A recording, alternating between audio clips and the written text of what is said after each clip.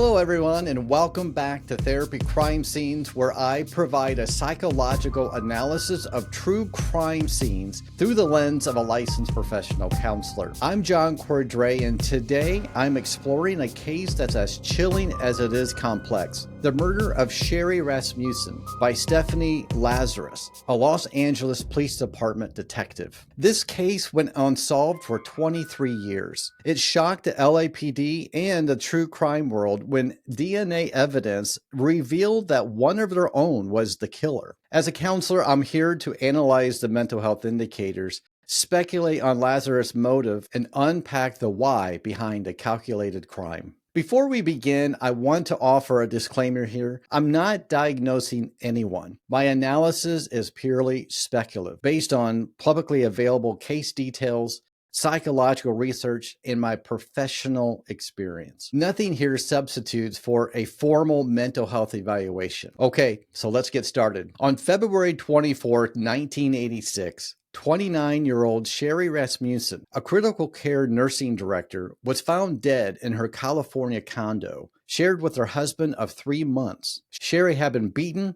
bitten on her forearm, and shot 3 times in the chest, with a pillow used as an improvised silencer. The scene appeared to be a staged break-in. Stacked electronics, a missing BMW, and a stolen marriage license. But Stephanie's father, Nels, immediately suspected Stephanie Lazarus. Nels reported that Lazarus confronted Sherry at her workplace, saying, "If I can't have John, nobody can." Despite this, the LAPD clung to the break-in theory, and the case went cold for over 2 decades. In 2009, cold case detectives reopened the file. DNA from the bite mark, retested with advanced technology, matched Lazarus. By then, a detective in the LAPD's art theft unit. Collected DNA from a discarded cup, confirmed it. Lazarus was arrested after a tense interrogation, convicted of first-degree murder in 2012, and sentenced for 27 years to life. The case raised questions of an LAPD cover-up, as evidence like files and a bloody fingerprint reportedly went missing, possibly tampered with by Lazarus or others. Sherry's family later sued the LAPD, alleging negligence,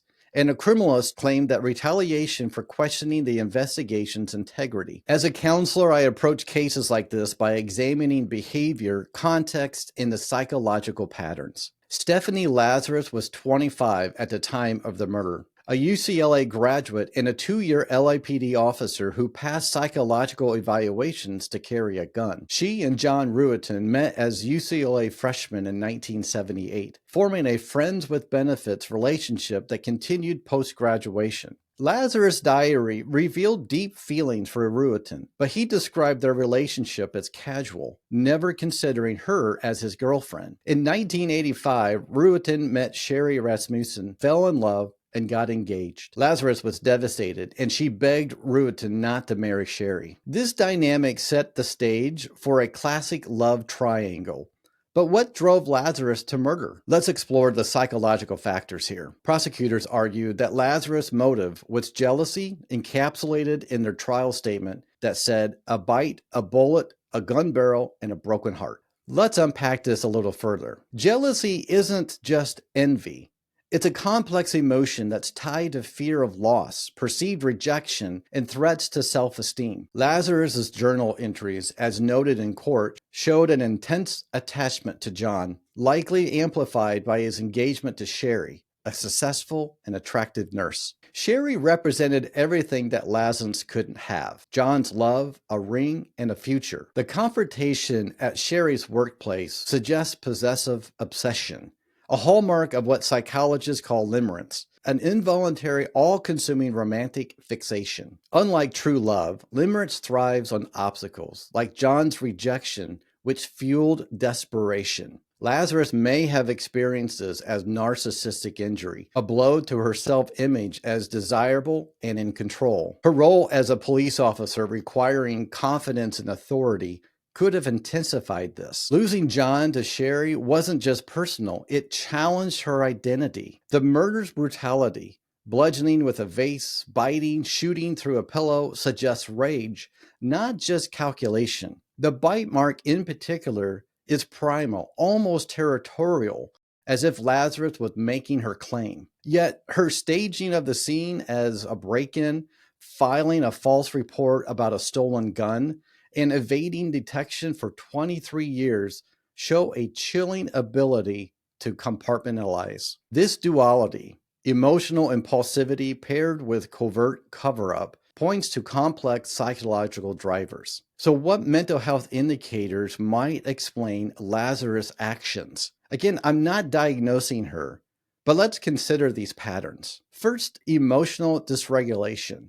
The inability to manage intense emotions seem really evident here. The confrontation at Sherry's hospital, her pleading with John, suggests Lazarus struggled to process rejection. In counseling, we see dysregulation in clients who act impulsively under emotional distress, though rarely to this extreme. Lazarus' nickname was Spaz, as noted online, hints at erratic behavior when flustered. This aligns with borderline personality traits like intense fear of abandonment and unstable relationships, though I'm not labeling her with this disorder. Her fixation on John, despite his clear rejection, suggests an insecure attachment style, possibly anxious preoccupied, where love feels like survival. Conversely, Lazarus' ability to stage the crime, dispose of the evidence, and thrive as a detective, rising to the LAPD's elite art theft unit, points to high control and compartmentalization. She ended up marrying another detective, adopted a child, and ran a daycare initiative, presenting as a model officer. This duality could reflect what psychologists call a false self, when someone masks an inner chaos with an outward competence. In my practice, I've seen clients hide emotional pain behind perfectionism, and Lazarus's career success might have been a shield. She may have channeled her need for control into her police work, where she held power, contrasting her powerlessness in love. The missing evidence and possible tampering suggests that she leveraged her LAPD access, indicating calculated manipulation, not just impulsivity. So why did Lazarus kill Sherry? I see it as a perfect storm of psychological, situational, and professional factors. Psychologically, her limerent obsession with John, coupled with rejection, likely triggered a crisis. Sherry's presence wasn't just a rival, it was a mirror to Lazarus' perceived failure. And in February 24th, 1986, it was primed for disaster. Lazarus' roommate had moved out, possibly leaving her isolated. Sherry was alone,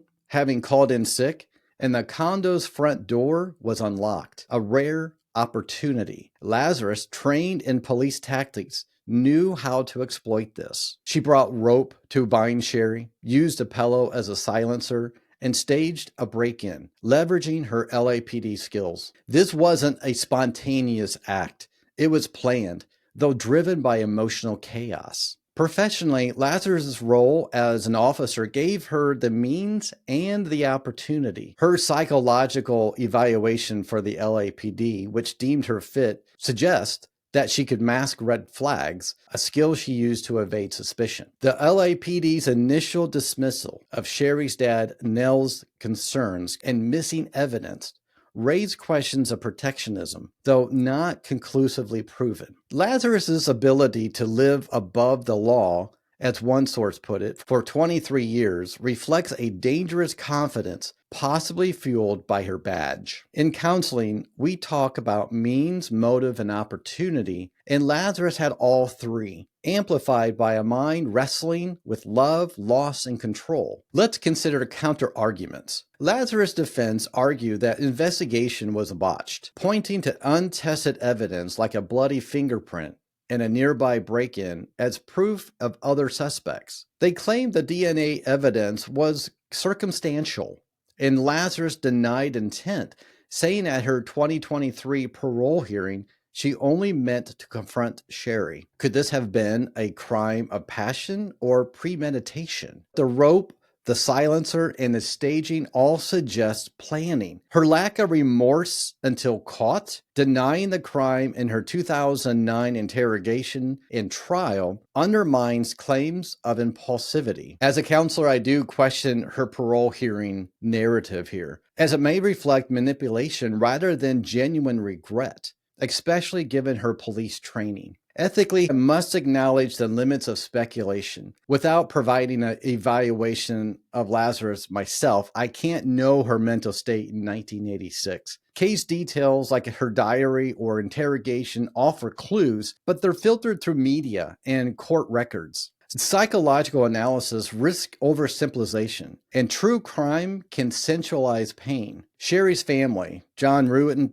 Nels, and her sisters, endured decades of grief, and their voices matter. My goal is not to vilify Lazarus, but to understand the human complexity behind her actions, helping us reflect on emotions like jealousy that's unchecked and can spiral. The Stephanie Lazarus case is a haunting study of jealousy, control, and the mask we wear. I see her actions as a tragic collision of obsession, rejection, and opportunity, with mental health indicators like dysregulation and compartmentalization. Her story reminds us how unpressed emotions can fester, especially paired with power, like a police badge. So what do you think drove Lazarus here? Was it love? Was it rage? Or something deeper? Share your thoughts in the comments and let's keep this conversation going. Thanks for watching this edition of Therapy Crime Scenes. I'm John Cordray, a licensed professional counselor, and I provide a psychological analysis of true crime stories. And if you have a true crime story that you want me to analyze, let me know. Thanks again, everybody. Until next time, take care of yourself.